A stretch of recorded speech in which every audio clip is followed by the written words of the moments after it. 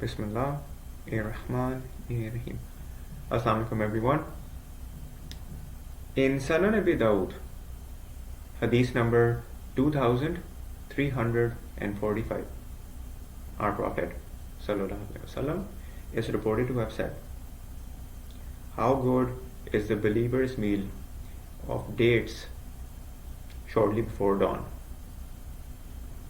And the same hadith, differently translated, also reports that the Prophet ﷺ said, "The best suhoor for the believer is dates."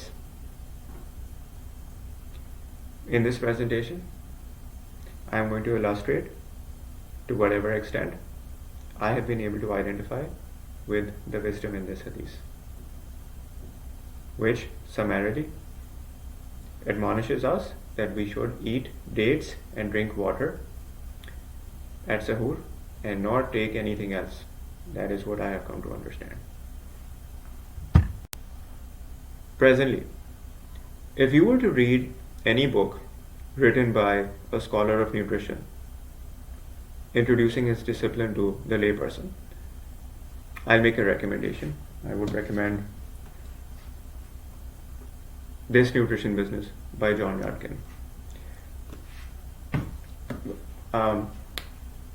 Reading such a book should quickly illustrate for you, or evidence for you, that for the vast majority of human history, human beings were accustomed to functioning without food for extended periods, certainly from dawn to dusk, and even from one day to another. Not to say that that is advisable or that is not detrimental to your health. It is. In fact, there is another hadith. I've just remembered it, so I haven't noted the reference. As I remember, our Prophet ﷺ said, "Do not abandon dinner, for abandoning it makes one weak." So, that acknowledged. Nonetheless, human beings were able to function without food for days at a time without crashing. That much is evident when you study history. So, why then do we struggle when we fast? I'm not going to tell you to man up. There are nuts and bolts to this. Summarily, the reason we struggle is not because our body is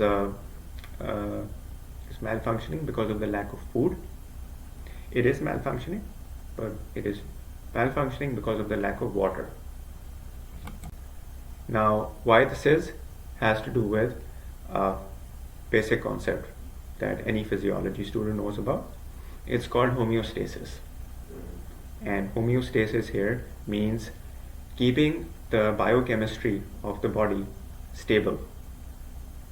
And to ensure homeostasis, the body has a range of processes that keeps various parameters like your blood glucose, your blood pressure, and your heart rate all stable within a narrow and healthy range, even when the input that is needed, when I say input, I refer to the elements, a source of carbohydrate or glucose, or sodium for your blood pressure, and so on. Even when basically you have pulled the plug and there is no input, your body will continue to maintain these parameters within a healthy range.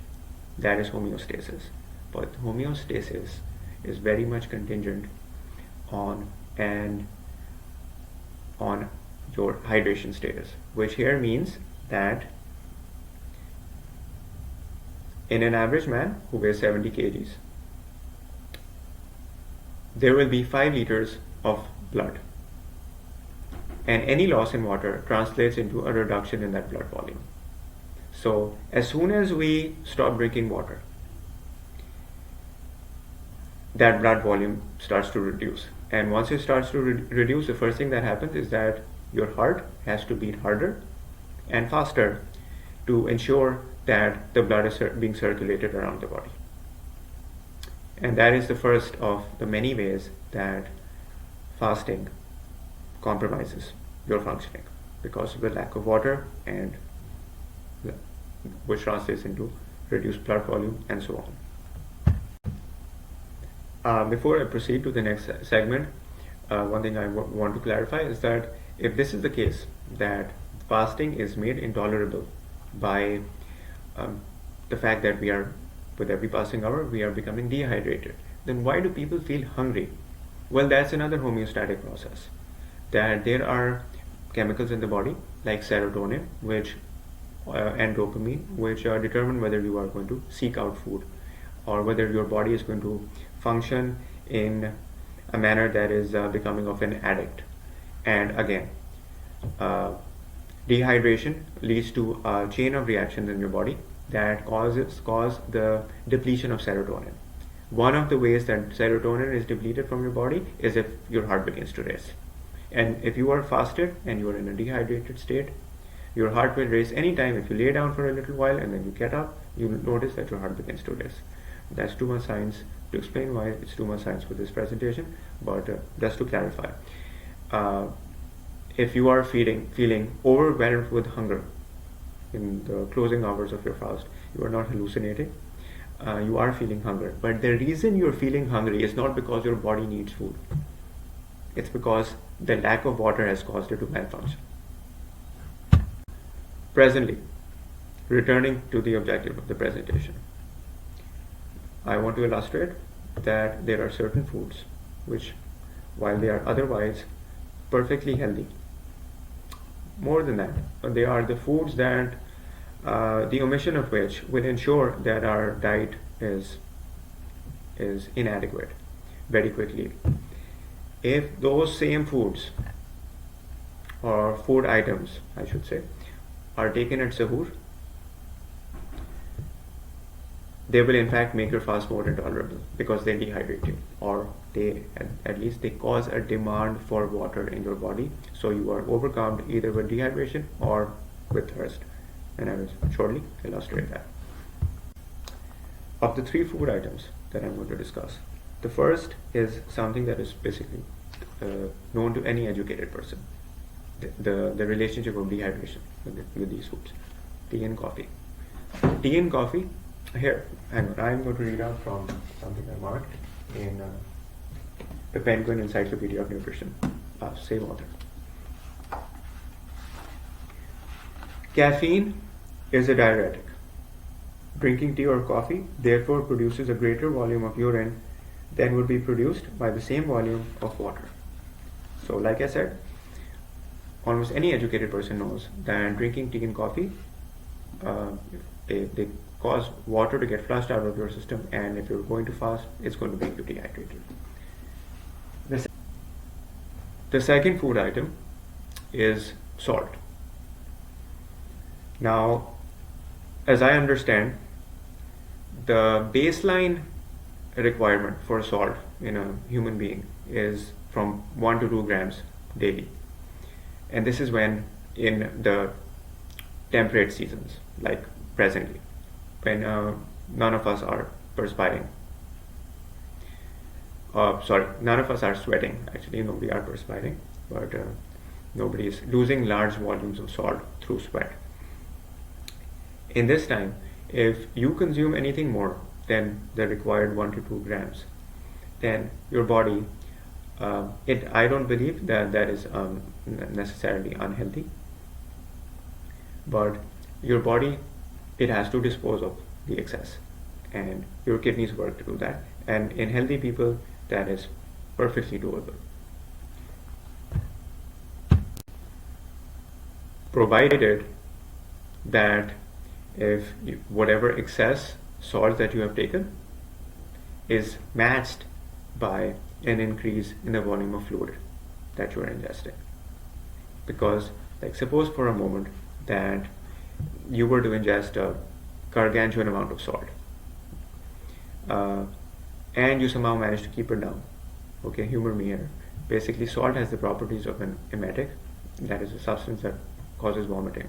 So most people won't be able to keep it down. But if you're accustomed to it and you eat 30, 40, 50 grams of salt all in one sitting, then your body, of course, is going to excrete it. But I don't think there's ever been a person who ate this much salt and then when he went to answer the call of nature, he had like crystals of salt shooting out of him. What does happen is that you have a solution coming out of you, and to make that solution, the body requires water. It maintains a salt-water balance, and if the amount of salt in your system goes past that balance, you will crave water. So that balance can be restored. Here is where it gets hazy for me, but it's either the salt-water balance or it's the balance of your urine that needs to be corrected. And once you have taken that water in, then only then can you excrete the excess of sodium. So again, if you eat salty foods at Suhoor, once this process kicks in and your body wants to excrete the excess, you will become overwhelmed with thirst. Third, and that is basically the subject of today's presentation, because this is something that I also learned much later on, and it's been a real game changer for me. The third food that makes the consumption of which is going to make fasting intolerable is bread. And to understand this, first I have to insert a brief note here on what fiber is exactly. Now, we all know that there is a certain component of food that is very healthy for us, and that is called fiber. What not everybody knows is that fiber is of two kinds. One kind is called insoluble fiber.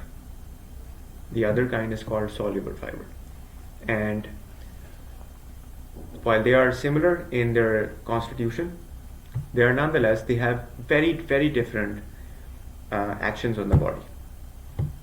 And I'll give an example of each. Basically, most foods contain a mixture of the two. There are some foods that contain very little soluble fiber, and all the fiber they contain is insoluble. The best example being dates.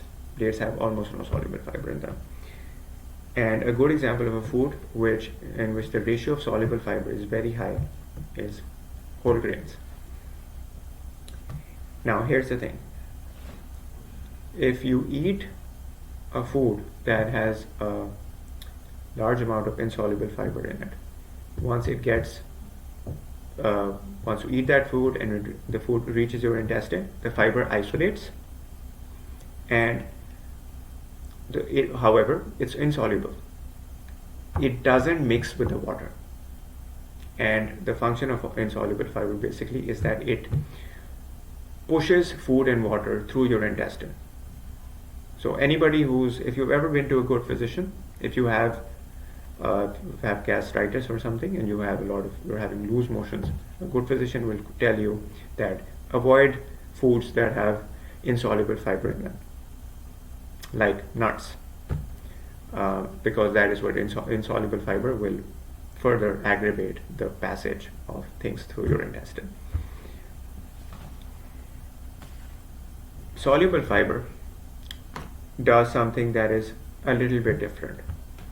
When the soluble fiber reaches your intestine and it isolates, it mixes up with the water. I'll give an example of something that a food item that is almost entirely soluble fiber. That is psyllium husk. In Urdu, it's called isbagol chilka. If you take a significant amount of psyllium husk and you put it into water and you leave it, either you mix it or even if you leave it, you'll notice very soon it will make a gel with the water, and it will even become kind of like solidified. That is what soluble fiber does, and that is basically how it exerts its health promoting effects. However, it puts a demand on the body for more water.